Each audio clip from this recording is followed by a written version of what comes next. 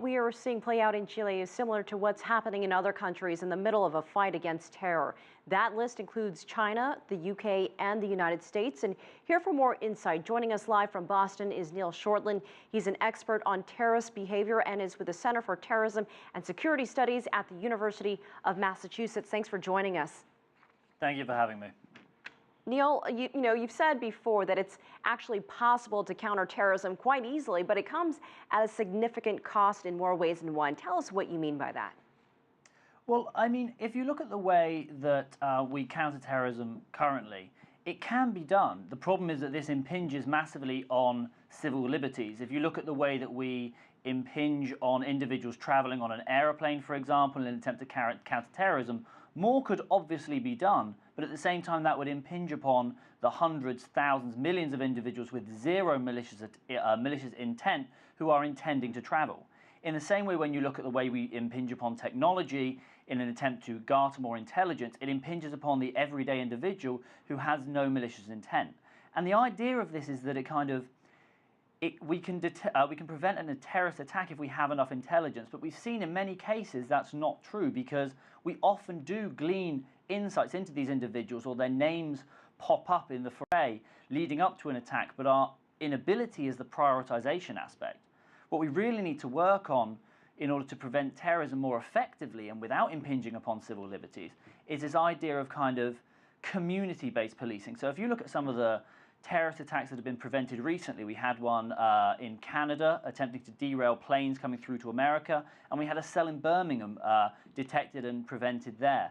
The key bit here was that individuals in the local populations trusted the authorities and came forward with information about these individuals they suspected. And that is a far more fruitful avenue than developing technologies or implementing methods in an attempt to kind of cast a wide net, because as you cast a wide net, you may catch the individuals you're looking for, but the problem is that there's so much noise in the system that you can never really identify who they are amongst this large group. Right. So security officials around the world all tend to say the same thing about terrorism. We heard that tonight earlier, that they have all become reasonably good at stopping coordinated terror plots.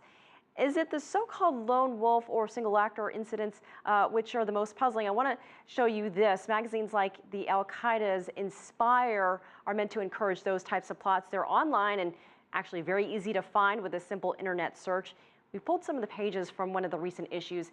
Take us inside the minds of these lone wolves, people like those who killed British soldier Lee Rigby in London. What drives these people? Well, unfortunately, that's an incredibly complicated question, and I believe it's one that most people would like researchers to be able to answer. But the issue is that they're so diverse. The reasons people become involved in terrorism is so complex. Not only does it change before they become involved, but it can sometimes change during the time that they become involved, and that's something we've really started to look at.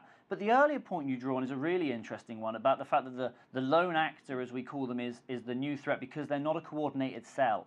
And that's the really interesting part, because if you look at the way in the past we've detected individuals and been able to launch very successful operations, it's been through things like communication between members, travel to Afghanistan or Pakistan. The individuals we're looking at now, in most cases, aren't doing those kind of things. You mentioned the killers of Lee Rigby. Two individuals, I mean, in this case, they had actually traveled, but two individuals who, using a kitchen knife in their car, things that is available to anyone.